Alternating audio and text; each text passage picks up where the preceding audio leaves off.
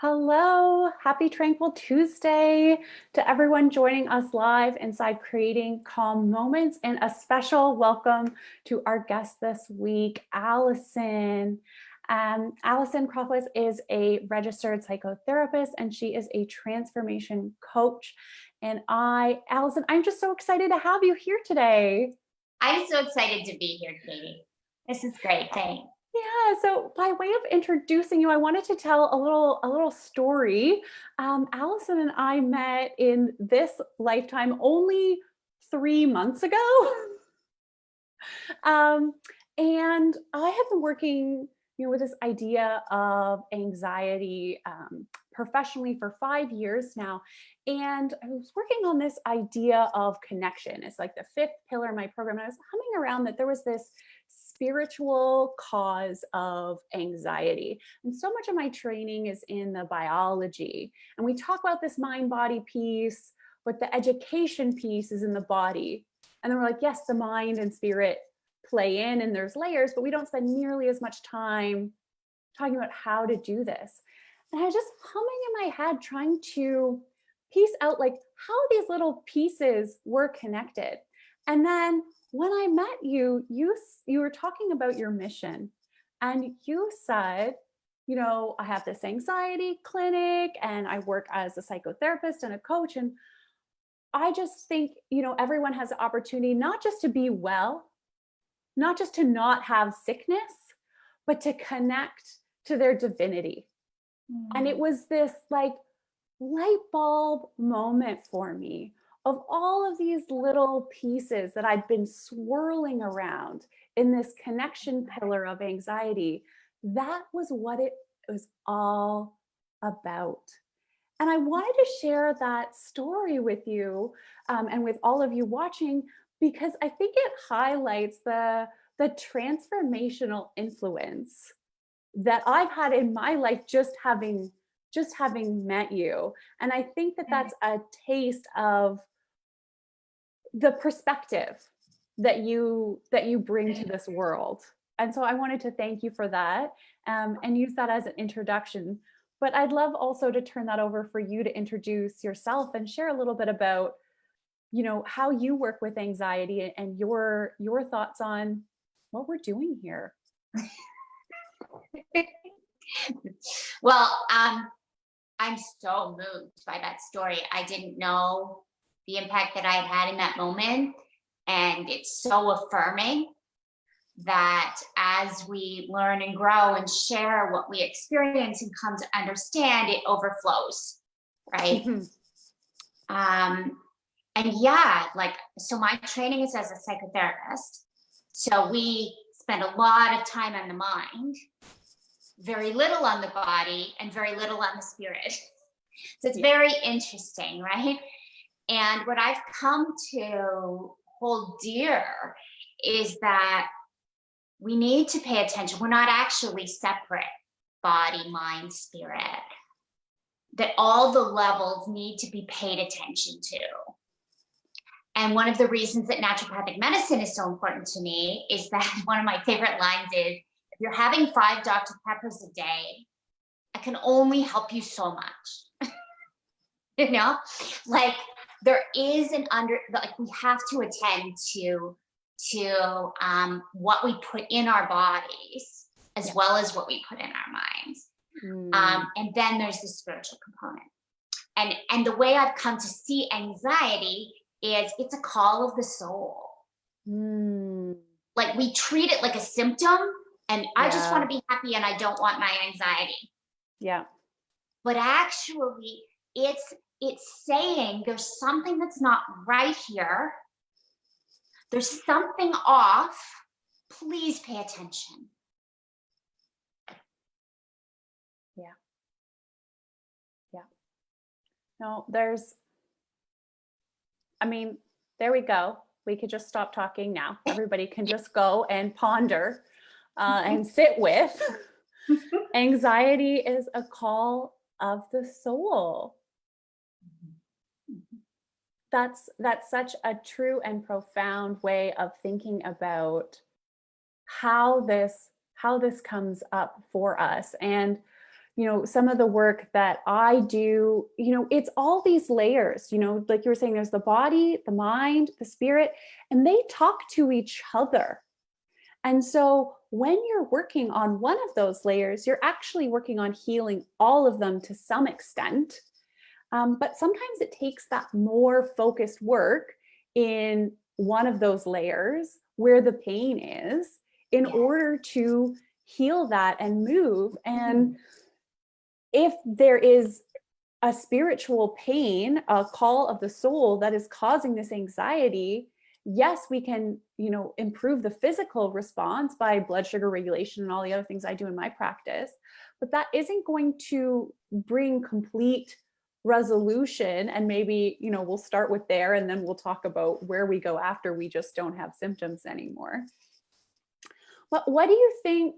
How do we start to identify what that pain is and when we need to be more attuned to that soul piece?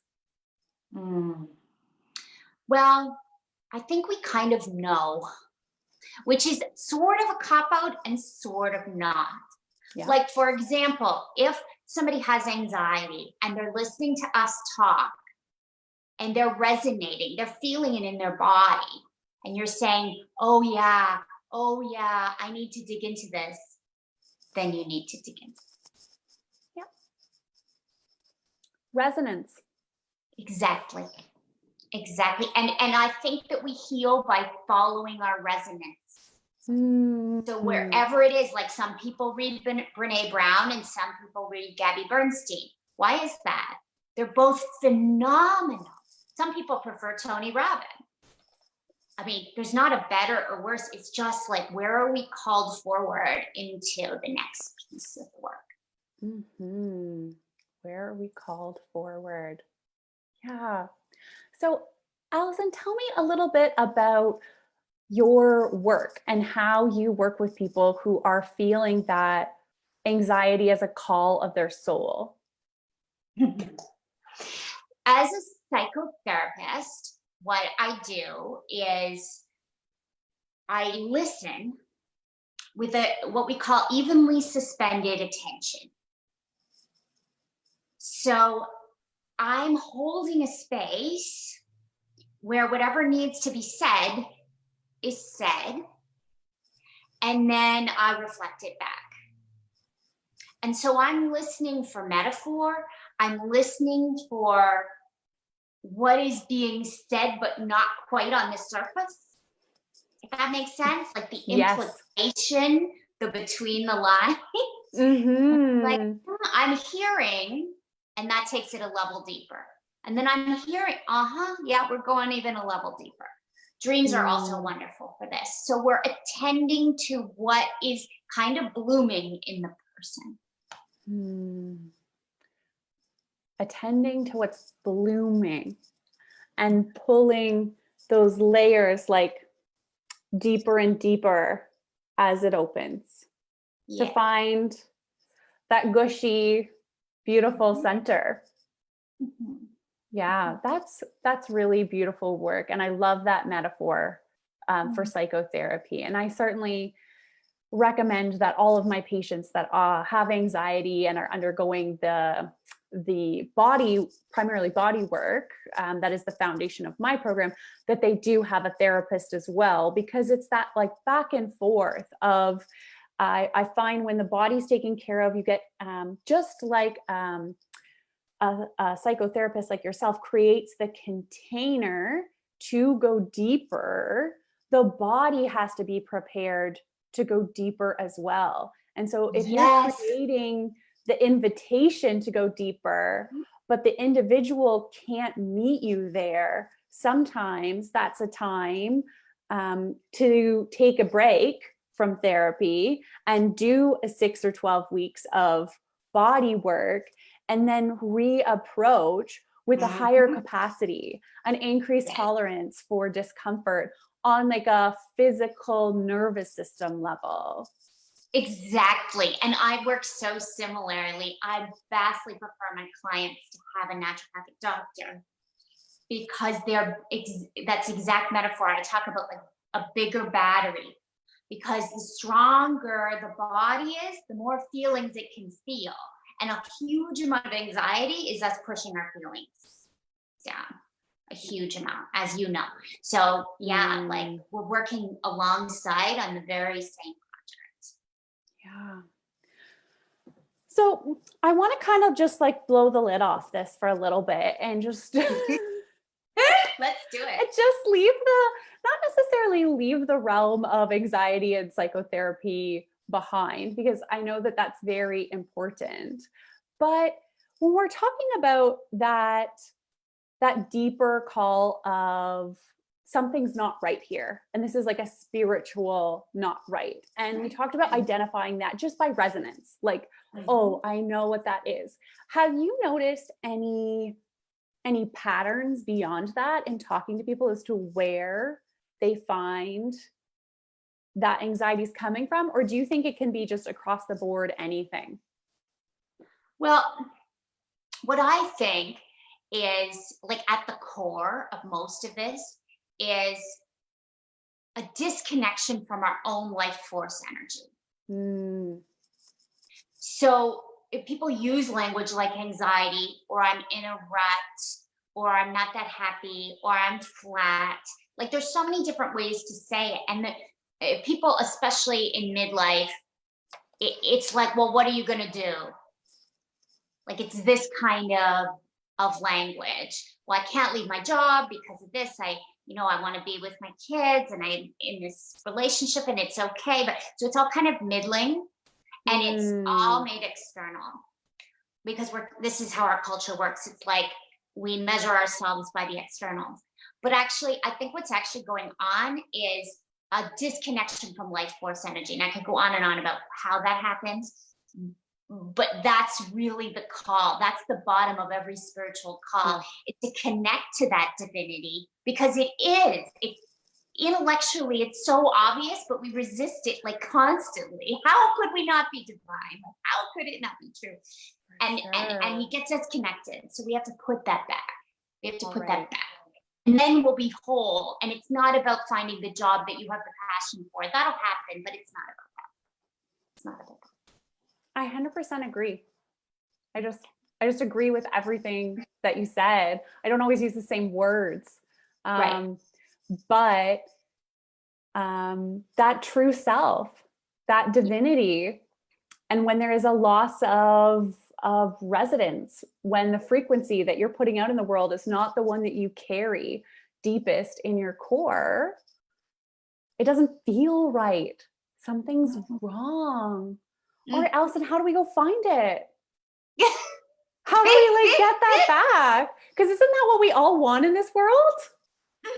It's what we want, and we are so friggin' scared, and we've been so programmed out of it. I'm telling you, the number of people who sit in my office and they start crying, and they reach for the Kleenex and they say, sorry. Yeah. I'm sorry, I'm crying. I'm sure you see this. Yeah. It is tragic that in a therapist or a naturopathic doctor's office, we feel we cannot shed tears. What do you, like, what's that about? We have been taught, like, so this is complex, obviously. but when we're upset, it upsets our caregivers when we're very small. So they soothe us because they didn't have access to their deepest emotions either. So you can only let your child have feelings to the extent that you can let yourself have feelings. And we're talking about intergenerational legacies of trauma. Like, we're not, there's no blame here.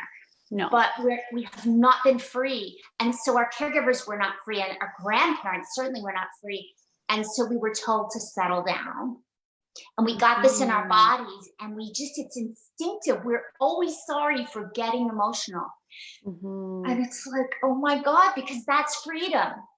And on the other side is not a hysterical person. On the other side is a free-flowing, compassionate person who's affected by life, which is what we should be. And then the world will be wonderful. Who's affected by life. Yes. Oh my God. Yeah. In all of it. All of it. All the beauty, all the suffering.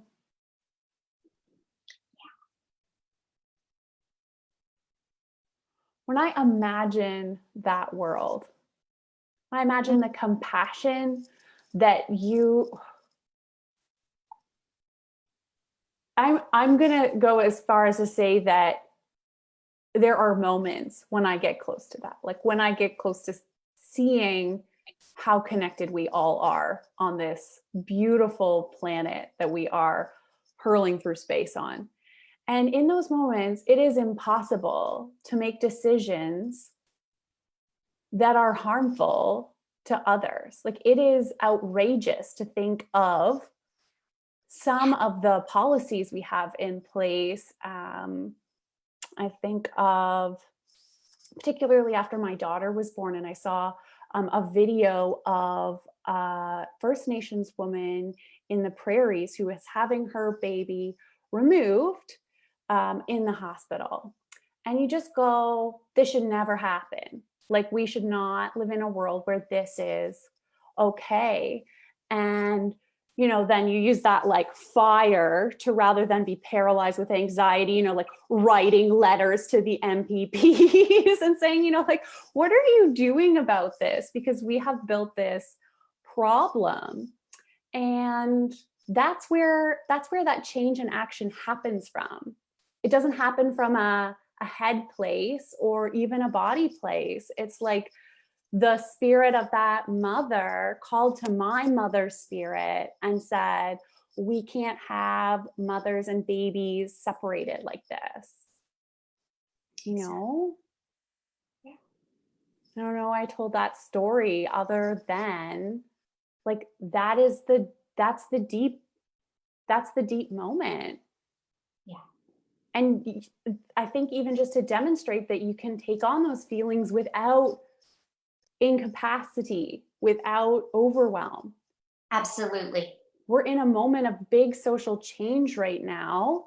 And I'd love to hear sort of your experience and what you're hearing from your clients and your community around the Black Lives Matter and everything that's been happening since the death of George Floyd. But what I'm hearing is some action and also some anxiety getting in the way of people taking action. And I think, and I could be wrong, but I think it's actually that connecting up that helps move past the anxiety.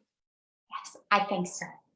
Yeah. And what we're talking about capacity, like in order to take action, we have to feel sometimes shame, guilt, fear.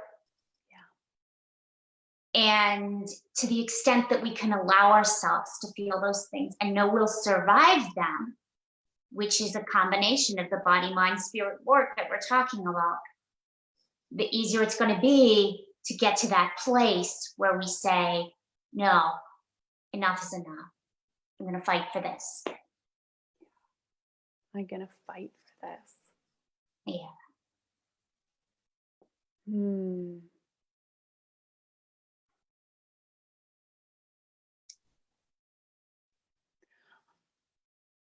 And I think some of this is so challenging to put into words when, in your bio, you have this beyond your imagination. And so I want to ask questions like, what does it look like to do this, right? Like, what does it look like for you in your own life? Or what does this look like in your client's life when they start reaching for this? And then I'm hesitating because I'm like, am I even going to be able to imagine it? Right. Well, I mean, yeah.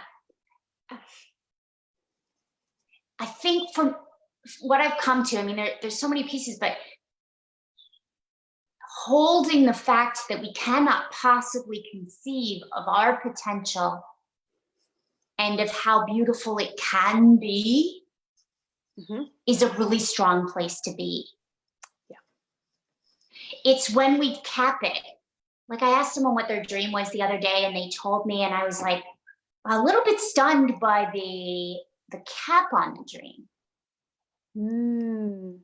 It was like, this is the top, and so if this is the top, and we actually think that's the top, then it's going to be a little bit painful. I don't think we're going to feel so free and happy, even when we get there. But when we recognize that it is a flower, like it's always evolving. There's no stasis whatsoever. And so I'm constantly intending beyond my imagination. And I mean, this is a lot. Like, I'm not saying that this is where everybody's at, but my intention for my life is to be more than I can imagine in this moment, which involves intentions that really, really scare me, and working towards them, knowing, and this is very true, that next month my intention will be something that I literally wouldn't be able to handle in my body right now. Yes. So it's like, no, but Allison, like that's how I think that's a secret of life. yeah, right? But it's like no one talks about it, right? it's true. It's true. It's literally a life secret. Like I was kicking myself. Why? I've got a book coming out next month, and it took me almost. Thanks. But it took me almost 18 months from when I was like, I'm gonna have a book to actually release it. And it didn't take me 18 months because that's how long it takes for writing and research. I'm pretty sure the level that like I needed to be at in order to release this had to do with asking for help. And until I was ready to actually, without the emotions of how much help that you need to get a book out there, ask for my community's support in putting this out there, I didn't finish writing the book, like until it was ready. And I think we don't even know what's holding us back. And then we do the healing work. We, expand those limiting beliefs. We move to the next level of our consciousness. And then it's like, you've got this, go dream bigger. Yeah. Go, like, what's next? Yeah. And the cleaner the energy field, body, mind, spirit work again, the more open it is, the faster it moves. So I have no doubt that you know what's next. And you're like, if I was you anyway, I would have a big thing that I know what's next. And I'd be like, stop it. I still have to get the book out. Am I right? It's 100% exactly what's happening. I've been sitting on this like little idea since November-ish. And literally last week, Megan Walker said something that like fired it up. And I was like, you need to go on hold for the next 8 weeks and then I will deal with you. Exactly. I know. Because now is not the time, but it's right. Like it comes up, you have these simmering things and it's just like, I don't even know how to do it. And then it's right there. Yeah. And I want to say something else about that, because I think we're making a nice bridge between the practical and the spiritual here, because that thing comes up and like, I've got all these ideas of how it should look. Consistency on social media, consistency of brand, like ways I think my business should look. And then there's the truth of the energy, which is not allowing the shoulds at this time. And so we often have to make this choice between sort of a way of presenting ourselves and the energy, the call. Yeah. And that shows up in lots of forms. It shows up in relationships. I know when I got divorced, I was, terrified to tell my mother. Terrified. Yeah. So it was like the shoulds, how I was supposed to appear versus the truth. And this lesson continues for a lifetime. For a lifetime. Yeah.